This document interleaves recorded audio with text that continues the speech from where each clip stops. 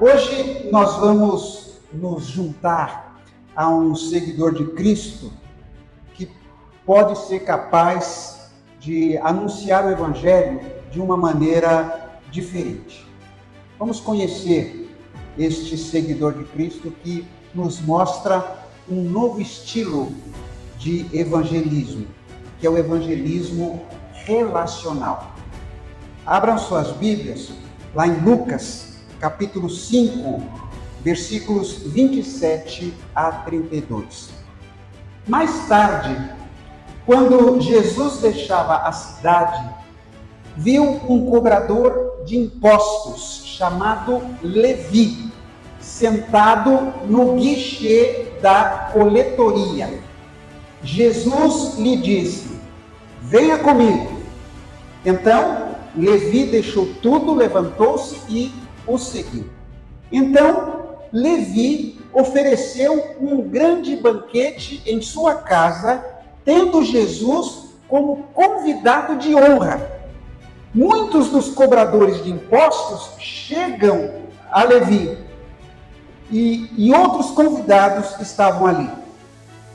Mas os fariseus e os mestres da lei queixavam-se amargamente aos discípulos de Jesus: por que vocês comem com publicanos e pessoas de má fama?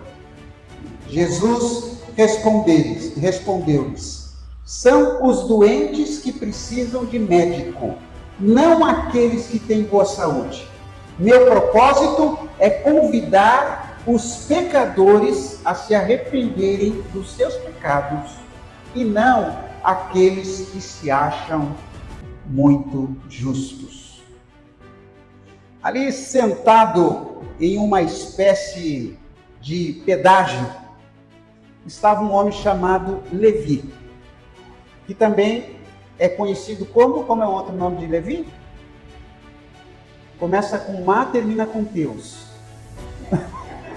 Mateus. O nome Mateus significa dom de Deus, presente de Deus, dádiva de Deus.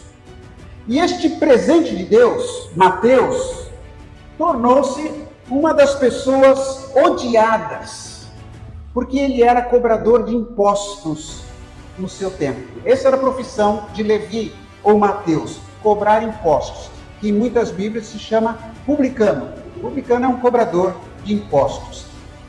Levi era um judeu que tinha sido contratado pelo governo romano e isso significava que ele era um funcionário público. E por ser um funcionário público a serviço do Império Romano, ele era colocado pelos judeus no degrau mais baixo da escala social, porque era uma pessoa que, em função da sua profissão, fazia negociações que a gente pode dizer assim, por debaixo do pano. O trabalho de Levi ele estimava o valor das mercadorias que passavam ali para aquela região para cobrar um imposto. Bom, quanto vale isso aqui? Isso aqui você vai pagar tanto. Era assim que eles cobravam impostos naquele tempo. Infelizmente, o imposto que era estimado era muito maior do que o que realmente valia aquela mercadoria. Esse computador aí vale 5 mil reais. Quando esse computador aqui valia R$1.000. Como desse tipo. E como resultado, esses agentes, eles eram conhecidos como chantagistas e ladrões. Então Levi era considerado um ladrão. Eles operavam em um sistema de comissão que eles mesmos estipulavam. Eles ganhavam uma comissão por aquilo que eles cobravam. E é lógico, quanto mais ele cobrava, mais comissão ele recebia. Era isso, né? Levi era considerado um ladrão pelos judeus, pelo seu povo, e um traidor, porque ele estava trabalhando para um governo estrangeiro, um governo que estava oprimindo os judeus. Os irmãos sabem que a Palestina estava sob o domínio do Império Romano, eles não tinham autonomia, então eles eram odiados. Então, Levi trabalhava para um romano. Os cobradores de impostos sempre eram odiados porque serviam para o povo como um lembrete que os judeus não eram livres. Então eles viam Levi e se lembravam que eles estavam sob julgo de um país estrangeiro. E para piorar as coisas,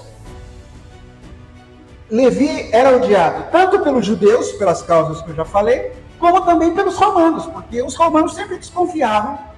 Esse cara aí deve estar fazendo alguma coisa errada aí, levando para o mar. Então, olha só, Levi era odiado pelo seu povo e odiado pelos seus empregadores. Era esta a situação daquele homem.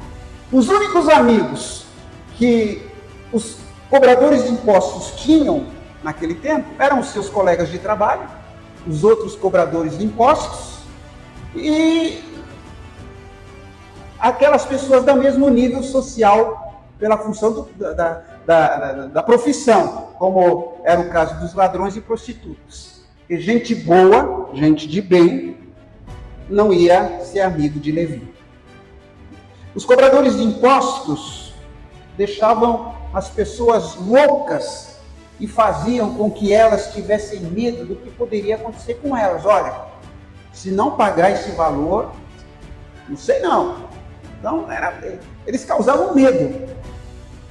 Sabe que foi feita uma pesquisa nos Estados Unidos, foi publicada numa revista chamada Harper, que constatou que metade dos americanos prefere ser assaltado do que ser colocado na malha fina.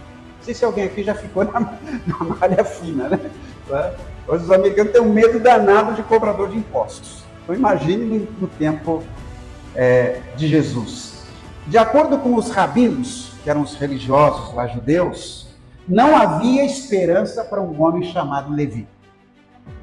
Ele tinha sido excluído de toda a comunhão religiosa e não podia nem entrar na sinagoga. Essa era a situação do Levi e de todos os cobradores de impostos. E como agente da Receita Federal do seu tempo, Levi tinha um trabalho muito seguro, muito rentável. Em termos profissionais, estava muito bem.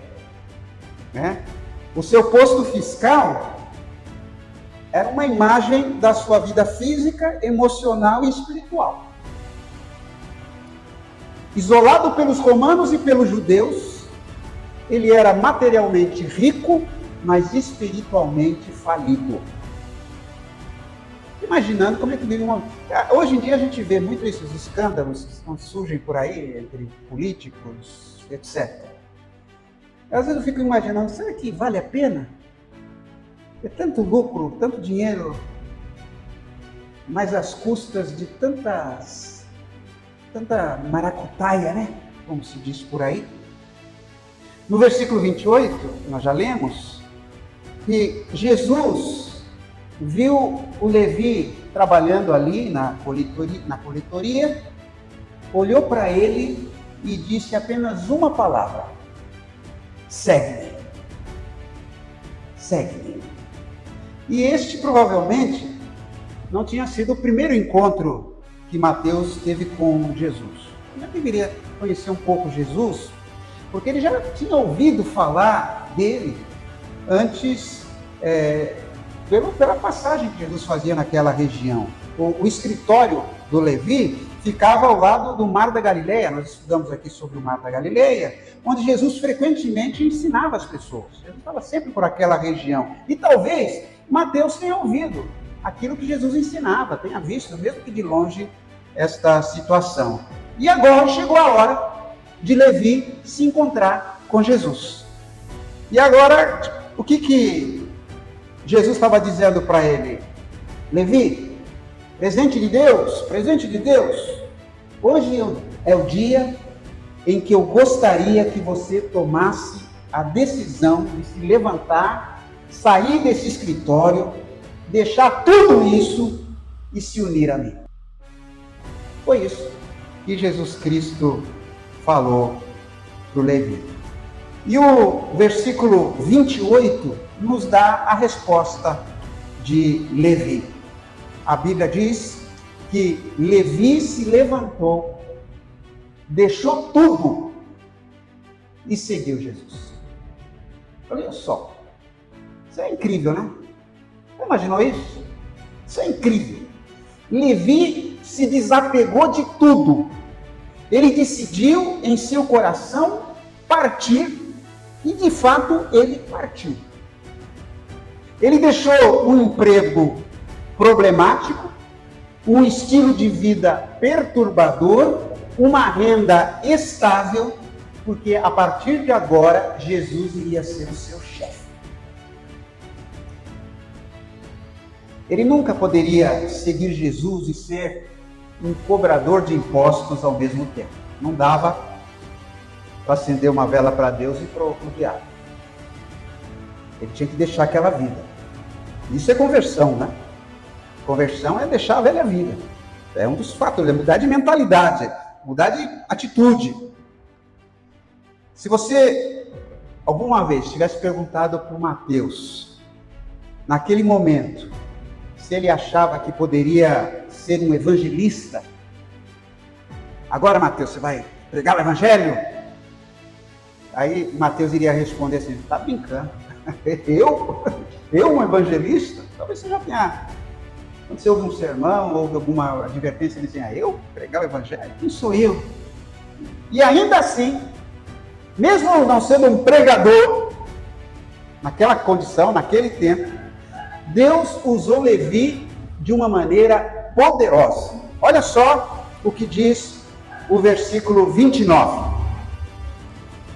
Então Levi realizou um grande banquete para Jesus em sua casa, e uma grande multidão de cobradores de impostos e outros, certamente outros pecadores, como Levi, estavam comendo com eles. Esse texto aqui, ele irradia felicidade. É um texto que fala de alegria. Mateus poderia dizer que aquele foi o dia mais importante da sua vida. Eu imagino o Mateus, depois de ter aceito o convite de Jesus, eu não sei o tempo que se passou nisso, ele matutando ali: e agora? O que eu vou fazer? O que eu vou fazer? Aí ele teve uma ideia: e se eu der uma festa para comemorar a minha nova vida? Se eu der uma festa para comemorar a minha conversão? Eu não sei se alguém aqui deu uma festa quando se converteu. Olha, foi à igreja, ouviu uma mensagem, seja lá um amigo, falei: eu vou entregar minha vida a Cristo. Aí você tem aquela experiência com Jesus, assim, aquela alegria. Aí você fala: acho que eu vou comemorar a minha conversão. Já pensou se a gente tivesse, assim, uma vez por ano, comemorar o nosso aniversário de conversão?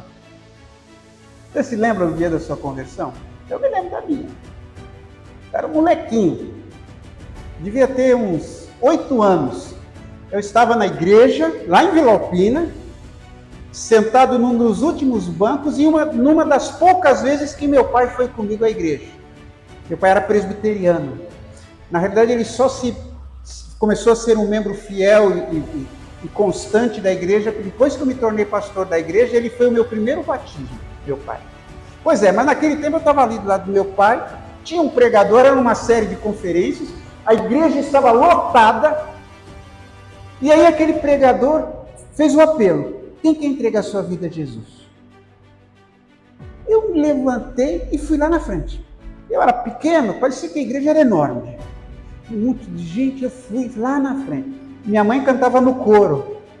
Minha mãe sentava assim do lado do púlpito, não é? E minha mãe ficou olhando para mim e eu olhei na frente. Eu me lembro desse dia até hoje. Imagine se a gente fizesse uma festa toda vez que fizesse conversão. Vai ter uma festa lá em casa. Por quê? Eu estou comemorando 20 anos de convertido. O que é isso? Não, vai lá que você vai ficar sabendo. Já imaginou isso? Aí você dava o seu testemunho lá na fé com fé, churrasquinho. Alguém pode pegar a ideia, tem churrasquinho, uma coisa simples, não? Um bolinho gostoso igual aquele que a Dalva fez, coisa assim, desse jeito, né? A vida de Levi tinha sido transformada e ele queria que os outros soubessem. Então Mateus dá uma festa e convidou os seus amigos, os coletores de impostos, os outros pecadores, que também não podiam entrar numa sinagoga, que eram mal vistos, para quem os judeus torciam o nariz. E aí está lá sua rede de amigos, conhecidos, comendo e bebendo. E enquanto o Mateus ou Levi olha ali na sala, naquele salão, sei lá onde, ele vê o apóstolo Pedro conversando com dois dos seus amigos.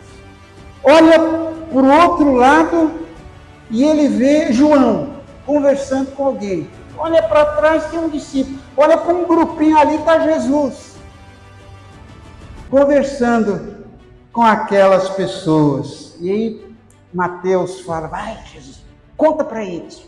Vai Jesus, vai João. Nós não sabemos quantos amigos de Mateus se tornaram seguidores de Jesus naquele dia. Talvez alguns o fizeram, talvez nenhum. Mas esse não é realmente o problema. O importante é que algo aconteceu na vida do Mateus. Você está vendo? Mateus se tornou um evangelista. De uma forma própria à sua personalidade, à sua situação. Ele se tornou um mensageiro. Ele se transformou num porta-voz de Deus. E aquela noite foi só o começo. Sendo cobrador de impostos, ele era bom de caneta, ele sabia escrever, era um dos poucos daquele tempo que sabiam ler e escrever.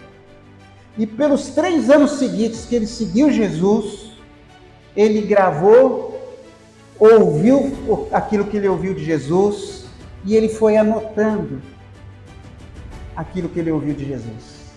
E aí nós temos o Evangelho de Mateus, ali no Novo Testamento. Sabe, não havia nada de especial em Mateus. Ele era muito parecido comigo e com você. Tudo que ele tinha, na verdade, era uma experiência pessoal com Jesus. Era tudo que Mateus tinha. Um coração voltado para os seus amigos que eles sabiam que estavam perdidos. E coragem para alcançá-los. É isso que permitiu que Mateus fosse usado por Deus de uma forma extraordinária. Assim como Deus pode usar pessoas como nós. Da mesma maneira como Mateus. Mas nós precisamos deixar. E nós precisamos querer. Nós precisamos ter essa sensibilidade que Mateus tinha àqueles que estavam perdidos. Mateus não confrontou as pessoas como Pedro. Mateus não se envolveu numa argumentação lógica, intelectual, como Paulo. E também nós não sabemos se ele contou a sua história como fez o homem cego, que nós vimos aqui na semana passada. Esse não era o estilo de Mateus. Em vez disso, ele se baseou nas relações que ele havia cultivado ao longo dos anos. Ele tinha muitas relações. Ele tinha muitos amigos, tinha muitos conhecidos. E ele convidou essas pessoas para irem para sua casa e ali seus amigos foram evangelizados. As pessoas que têm o estilo relacional, e é isso que eu estou falando, o estilo relacional, o nosso quarto estilo, essas pessoas, elas se especializam em construir relacionamento com os outros. E se isso descreve qualquer um aqui, por que não fazermos encontros planejados para evangelização? Por que não fazermos a festa de Mateus? Nós já fizemos na igreja a festa do Mateus. A gente fazia qualquer festa para convidar os amigos. Uma das festas nossas era o nosso arraiá e BBA. O pessoal ia lá, comia pinhão, comia milho, papai, tinha um monte de coisa, era uma festa e tanto.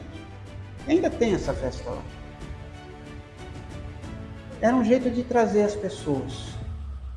A gente chamava isso de pré-evangelismo.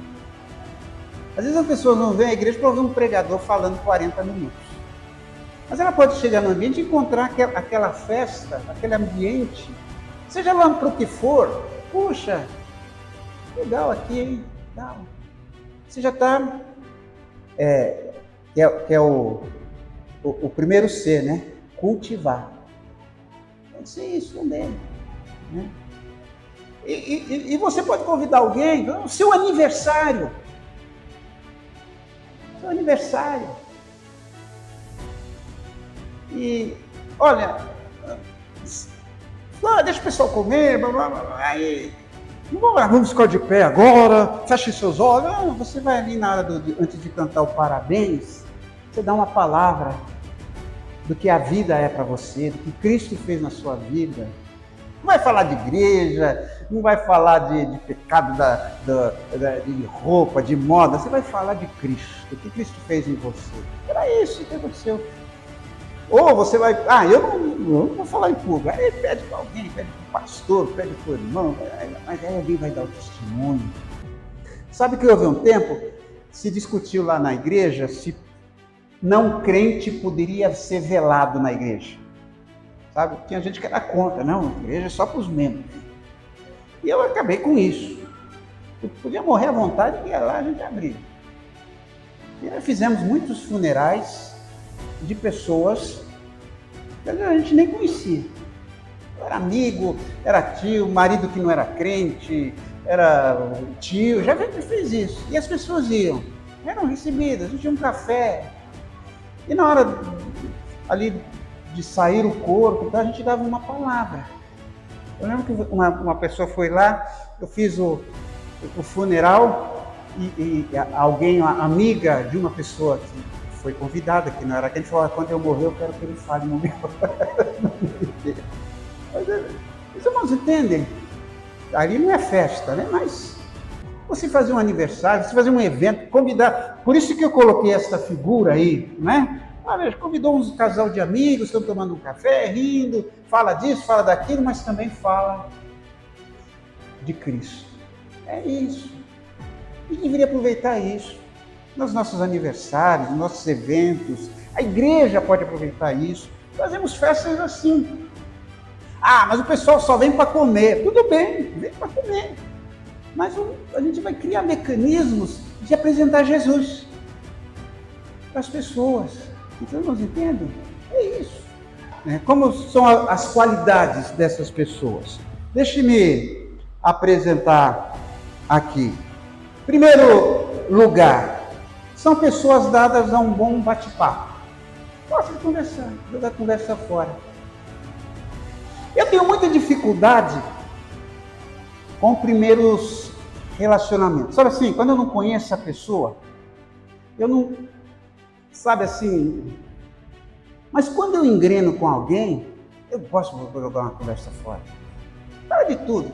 Às vezes eu até falei, às vezes eu falava para as pessoas assim, olha, eu sou pastor que só vou falar de Bíblia, gente. Eu gosto de falar de futebol, eu gosto de falar de política, eu gosto de falar de moda, sabe? Eu gosto de jogar. Então, e olha que eu não sou esse tipo assim, interpessoal, eu não sou desse tipo de pessoas de muitos relacionamentos, mas há pessoas que você vê pela primeira vez e bate o maior papão com aquela pessoa. São pessoas compreensíveis, ela compreende a realidade dos outros. O cara não, esse fulano é da macumba. Ela entende, não tem problema, ela entende. Fulano ela tem uma vida, tem uma má fama, essa pessoa aí, não tem problema, ela consegue compreender a realidade das outras pessoas, assim como Mateus compreendeu a sua realidade, por isso ele convidou seus amigos que enfrentavam a mesma realidade que ele.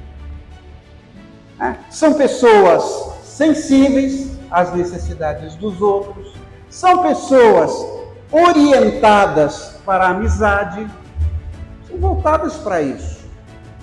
E pessoas focalizadas nas necessidades das pessoas. Eu percebo que as pessoas têm necessidades. Ela se sente solitária, ou a pessoa está enfrentando algum tipo de problema e eu vou ali me solidarizar com ela, seja lá como for. Né? Essas são qualidades de alguém que tem esse estilo. Alguns cuidados que a gente deve ter. Cuidado com relacionamentos superficiais. Né? Eu tenho uma certa desconfiança, sempre eu falo, tudo é meu amigo, eu tenho muito amiga. Para mim, amigo é um negócio muito restrito, né? Amigo mesmo. A gente banaliza um pouco, né? Mas aí a gente corre o risco de ter muitos amigos e sendo superficial com todos. Nunca, não é só jogar a conversa fora, não é essa a intenção. Ainda que a pessoa, isso seja ótimo, mas ela não fica só na superficialidade, nunca entra nos problemas da pessoa e assim por diante. Tomar cuidado para não ficar sempre superficial. Tem que ser a coisa mais profunda, né? Você deve ter cuidado para não valorizar a amizade mais do que a verdade. Então, há um momento em que a gente vai ter que ser direto. Não, eu não vou falar isso porque eu não quero perder a amizade, eu não quero... Não, se só ficar nessa superficialidade, tem uma hora que você vai ter que chegar para a pessoa e falar, olha, isso que você está fazendo, não se entende, né? Você vai ter que identificar. Olha, esse negócio que você está indo e consultar cartomante, peraí, deixa eu te falar um pouco de como é que é a coisa, etc. É isso. Senão a gente vai ficar só ali na beira da praia. Cuidado também com o excesso de empatia. Reconheça que se você realmente se importa com alguém, compartilhar o conhecimento de Cristo como Senhor e Salvador é a maior expressão de amor. Com excesso de empatia, tem sempre a tendência de justificar os outros. Mas ele é assim mesmo. Sabe, isso é empatia. Eu entendo o que ele faz, mas nunca confronta aquela pessoa. Fica ali só justificando os erros dos outros. Características de alguém com estilo interpessoal ou relacional. Ela busca desenvolver relações fortes com os outros e uma vez que consiga e conquiste esse direito, ela compartilha a mensagem do Evangelho. Então, ela vai sempre procurar relações fortes. Um exemplo, você vê que está mudando um caminhão de mudança no vizinho ali ou na rua. Você sabe que tem gente mudando para ali. Aí, a uma certa altura, você leva um pedaço de bolo lá para quem está mudando e faz, eu sei que vocês estão mudando aqui, deve estar uma coisa. Eu fiz um bolinho aqui, eu sou a vizinha ali da coisa, o vizinho ali da coisa. Trouxe um pedacinho de bolo para você. Percebe? Começa sempre de olho em apresentar Cristo para as pessoas. Né? Outra característica, você é considerado uma pessoa sociável, que valoriza a amizade. Amizades são importantes, ser sociável. Ele mostra interesse na vida dos outros, até que se envolva em suas vidas de maneira significativa. Você vai aprendendo sobre a vida da pessoa, até perceber ali o problema que aquela pessoa está enfrentando. Às vezes a pessoa mora numa casa muito linda, etc, etc, mas tem sérios problemas ali conjugais, problema com o filho, e coisas desse tipo. Você sabe disso. Outra característica: não tem problemas em aprofundar os problemas de sua vida pessoal. Você também fala de si. Olha, ela é cobrador de imposto igual a você. Eu também dei lá as minhas. E as pessoas, eu me doí o coração quando as pessoas me olhavam com aquele olhar de ódio. Sei lá, você se abre. Porque se você não se abre, o outro também não vai se abrir. Então, a pessoa assim gosta de longas e profundas conversas com amigos. Eu acho que todo mundo aqui já passou por isso. Aquela conversa que vai longe. É bom, outra característica, é bom em conectar pessoas que acabou de conhecer com o seu próprio grupo social. Se você se identificar com essas declarações, você tem alguma afinidade com isso, você tem esse estilo que é esse estilo relacional. Sugestões. Primeiro, você tem que ser paciente. Você sabe que não adianta pegar uma semente e jogar assim no meio da terra, se aquela terra está dura, não tem adubo, não foi cultivado. Você tem que jogar a semente e ter paciência, né? Esse estilo tende a funcionar mais gradualmente. Vem a amizade, etc, etc. Não é assim. Agora, a obra é do Espírito, ele faz do jeito que ele quiser e o Espírito é que vai agir, né? Então a gente precisa encontrar a oportunidade para separar conversas em geral de assuntos espirituais. Tá? Crie e planeje continuamente oportunidades para interagir com novas pessoas através de eventos sociais, esportes, shows, etc.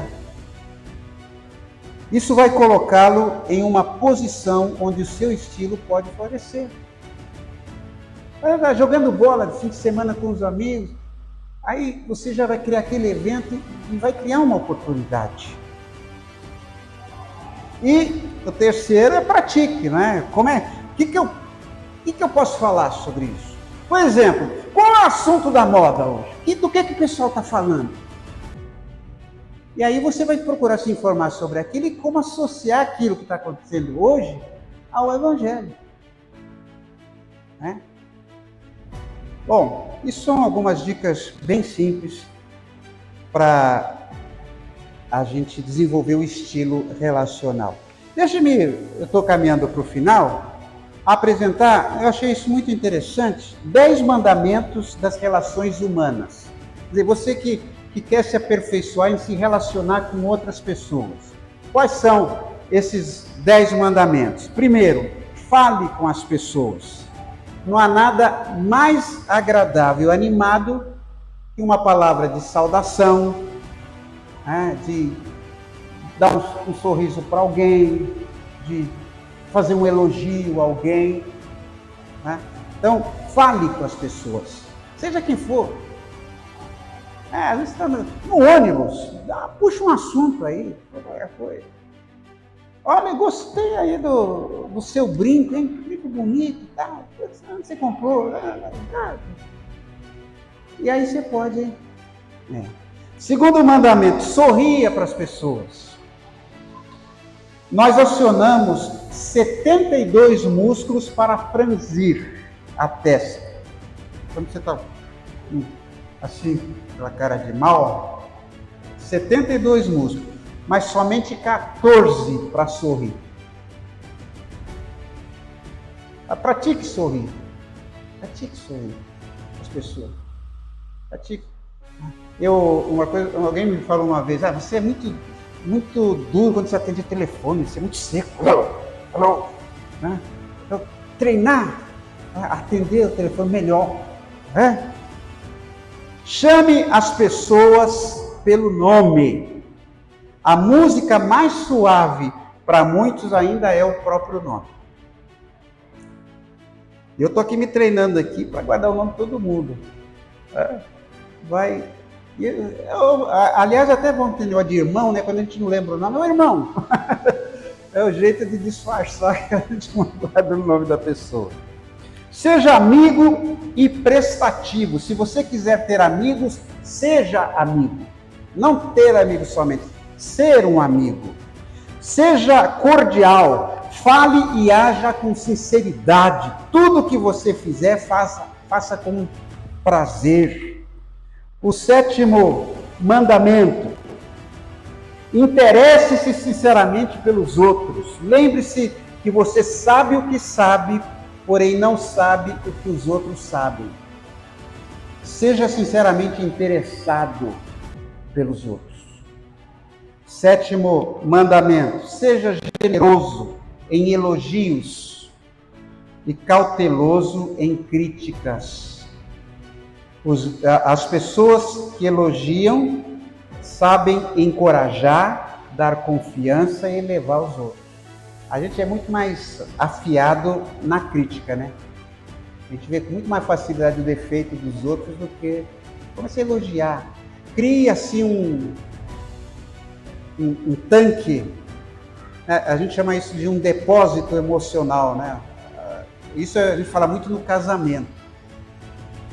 Criar um tanque emocional nas pessoas, colocar bastante elogio, para quando você tiver que discordar, fazer alguma crítica, você tem saldo na sua conta emocional. Porque se a gente só critica, que vai chegar uma hora que você vai ter que falar para o seu amigo, para a sua amiga, para o seu parente que você está, mas nunca fala do evangelho. Olha, você precisa mudar de vida, Cristo pode mudar a sua vida, esse seu caminho não vai te levar a fazer bem. As pessoas, mas você já está com um saldo positivo na conta. 8º, saiba considerar os sentimentos dos outros. Existem 3 lados numa conversa: o seu lado, o lado do outro e o lado que está certo. Às vezes o lado do outro está certo e o meu está errado. Às vezes o lado dos dois está errado. Então a gente precisa saber isso. Preocupe-se com a opinião dos outros. Pessoas maduras, elas sabem ouvir, aprender e sabem elogiar.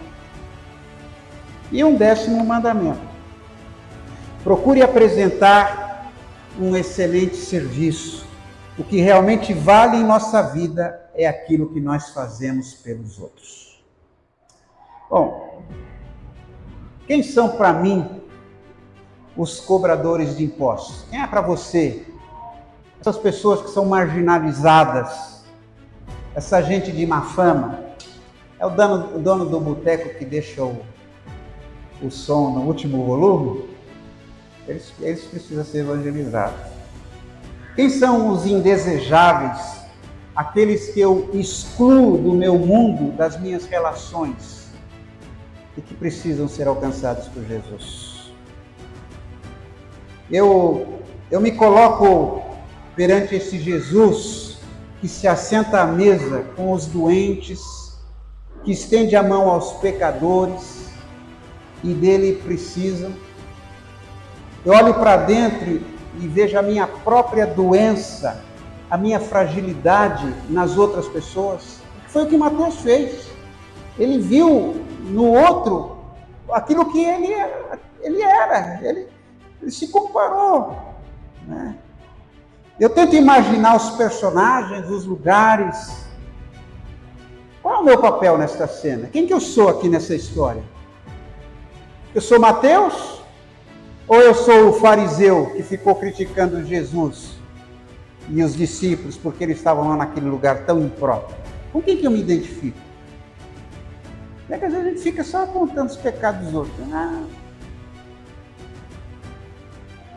Eu não estarei sempre julgando com os meus critérios farisaicos, achando os pecadores deste mundo.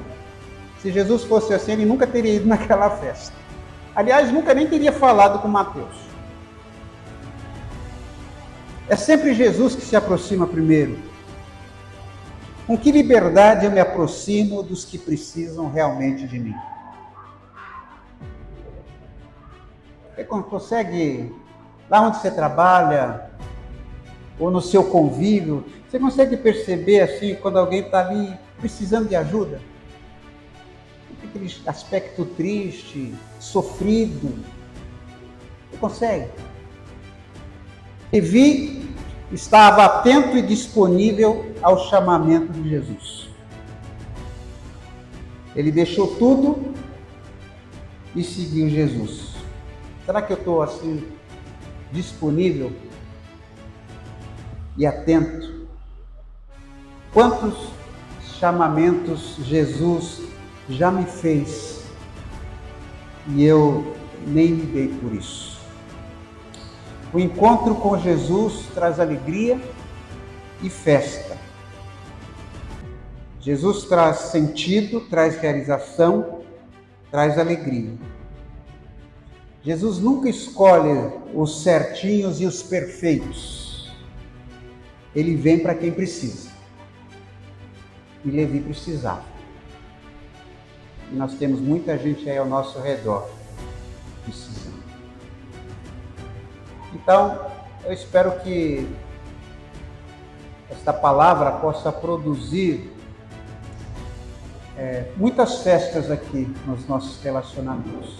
Seja nos nossos lares, seja no nosso ambiente de trabalho, seja aqui na igreja. Amém?